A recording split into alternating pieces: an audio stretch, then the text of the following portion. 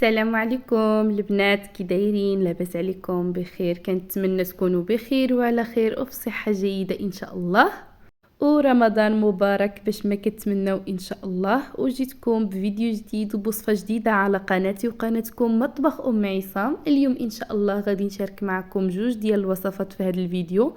اول حاجه غادي نشارك معكم واحد العصير اللي ما غاديش يخطاكم في المائده ديالكم ان شاء الله.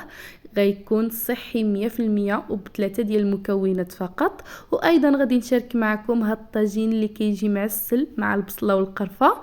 كنتمنى تبقاو مع الفيديو حتى الاخير باش تشوفوا الطريقه ديال التحضير.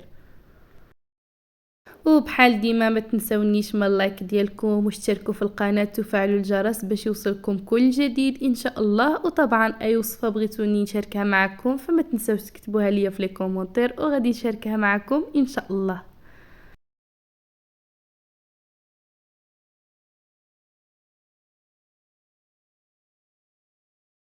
وبلا ما نطول عليكم نخليكم مع الطريقه ديال التحضير. واول حاجه غادي نحتاجوها هو اللحم ديال البقري اولا ممكن تستعملوا اي نوع ديال اللحم. وهنا بالنسبه للكميه كتبقى حسب الرغبه ديالكم. وغادي تاخذوا واحد الربطه ديال الربيع. وغادي تاخذوا واحد البصله اللي هي كبيره ومقطعه قطع هكا كبيره. وهنا كيف كتشوفوا غادي ناخذ العطريه. عندي هنايا نص معلقه صغيره ديال الخرقوم، سكينجبير، التحميره، الكمون والملحه، وراس معلقه صغيره اولا نص معلقه صغيره ديال القرفه. وهنا كيف كتشوفوا كتاخذوا الطاجين ديالكم وغادي ديروا فيه الزيت. وغادي ناخذوا نص ديال الكميه ديال ديك البصله. كيف كتشوفوا ما كنديروهاش كامله، كنديروا غير نص ديالها كنفرشوه هكا في الطاجين ديالنا. صراحه هاد الطاجين غادي ينفعكم بزاف، ديروه للفطور ديالكم ان شاء الله. وهنا كيف كتشوفوا كتزيدوا عليه اللحم.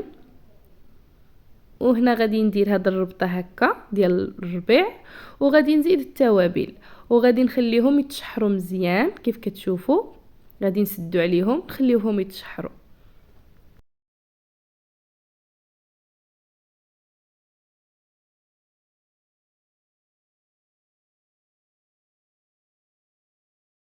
وطبعا السر باش كيجي لينا الطاجين ديالنا زوين وبنين، اول حاجه خاصكم تنقصوا عليه العافيه، تخليوه على عافيه مهيله هكا باش يتشحر مزيان مع هاد العطريه ومع هاد البصله بوحدها تطلق الماء، ماشي تمرقوا له يعني في دقه واحده. وطبعا كل واحد والطريقه ديالو ولكن هذه كتجي احسن. وهنا كيف كتشوفوا كنخلطوه مزيان مع هاد العطريه. كيف كتشوفوا في الفيديو هكا كيطيب على خاطرو وفي نفس الوقت حتى كيتقلى مزيان وكتدخل فيه ديك العطريه. وهنا كيف كتشوفوا من بعد ما تشحر اللحم ديالنا مزيان وحتى البصله دابت، دابا غادي نزيد عليه ديك الكميه اللي احتفظت بها ديال البصله. غادي نزيدها من الفوق كيف كتشوفوا. الصراحه هاد الطريقه كتجي اكثر من رائعه، كنتمنى تجربوه. كيجي واحد الطاجين معسل يا سلام، وفي نفس الوقت ديك العطريه فاش كتخليوها كيتقلى مزيان كتدخل فيه كيجي بنين ما شاء الله. كنتمنى تجربوه. وهنا كيف كتشوفوا من بعد ما تشحر مزيان عاد كنمرق ليه. كتمرقوا على حسب يعني نتوما عندكم ميزانكم. وكنخليو على نار اللي هي مهيله حتى كيطيب، حيت الا جهدتو عليه العافيه فغادي يشرب داك المرقه وما غاديش يطيب. وهنا من بعد ما طاب كيف كتشوفوا غادي نزيد عليه واحد المعلقه كبيره ونص ديال السكر سنيده هكا باش تعسل ليا ديك البصله. وكتزيدوا هكا شويه ديال البرقوق، كيبقى حسب الاختيار ديالكم. وكنخليوه يتشحر مزيان حتى كيشرب ديك المرقه كامله وكيتعسل. وهنا غادي ندوز نوجد معكم هاد العصير اللي كيجي الصراحه منعش وما غاديش يخطاكم في الطبله ديالكم ديال رمضان. اول حاجه كتاخدوها هو خيزو، ضروري تنقيوه وتخليوه يطيب. وغادي ناخذوا واحد جوج حبات ديال البنان وغادي ناخذوا واحد جوج حبات ديال الليمون.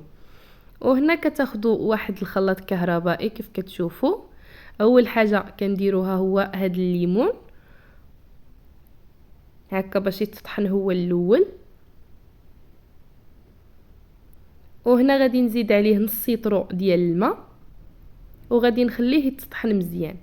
وهنا من بعد ما تطحن مزيان غادي نصفيه كيف كتشوفوا.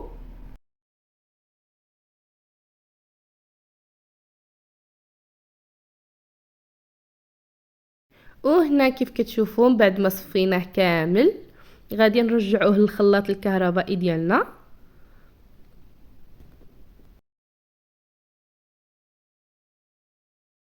وغادي نزيد عليه هنايا هاد خيزو تقريبا 3 ديال الحبات هكا ديال الخيزو، خليوهم يتسلقوا مزيان. صراحه ما كيجيش باين فيه نهائيا داك المذاق ديال الخيزو. وهنا غادي نزيد كذلك واحد 2 كيسان ديال الماء، وغادي نرد كلشي يتطحن مزيان، عفوا مع 3 ديال المعالق ديال السكر اولا الحلاوه، كتبقى حسب الرغبه ديالكم، ممكن تنقصوا وممكن ديروا اكثر. وهنا غادي نخليو كلشي تطحن مزيان. ودابا غادي نزيد اخر حاجه هو دوك الحبات ديال البنان، وغادي نخليوه يتطحن كلشي مع بعضياته. وكان هذا هو العصير ديالنا. كيف كتشوفوا كيجي الصراحه اكثر من رائع، وحتى القوام ديالو كيف كتشوفوا كيجي ما شاء الله. كنتمنى تجربوه بهذه الطريقه اللي شاركت معكم. عصير صحي ومنعش وبمكونات طبيعيه، كنتمنى تجربوه ان شاء الله وينال الاعجاب ديالكم. والصراحه حتى المذاق ديال الخيزو ما كيجيش باين فيه نهائيا، حيت كنسلقوه فالمذاق ديالو ما كيكونش مجهد نهائيا.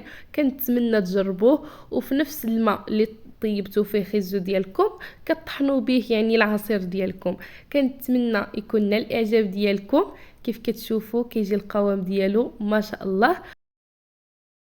وكيف كتشوفوا هذا هو الطاجين ديالنا، كذلك كيجي معسل يا سلام. كنتمنى تجربوه ان شاء الله لفطوركم وينال الاعجاب ديالكم. كيجي الصراحه لذيذ وبنين، وحتى اللحم الا خليتوه على نار اللي كتكون مهيله فكيجي الصراحه دايب. كنتمنى تجربوه ان شاء الله. وهنا كيف كتشوفوا هذا هو العصير ديالنا، كذلك كتقدموهم بالصحه والراحه. كنتمنى الفيديو ديال اليوم يكون نال الاعجاب ديالكم، ويكونوا الوصفات اللي شاركت معكم نالوا الاعجاب ديالكم. وطبعا ما تنساوش تبارطاجيو هذا العصير اللي شاركت معكم مع الاهل والاحباب ديالكم باش حتى هما يجربوه ان شاء الله. وبحال ديما ما تنساونيش من اللايك ديالكم واشتركوا في القناه وفعلوا الجرس باش يوصلكم كل جديد ان شاء الله. وكنتمنى الفيديو ديال اليوم يكون خفيف وظريف على قلوبكم، وشكرا على المشاهده. الى وصفه قادمه ان شاء الله.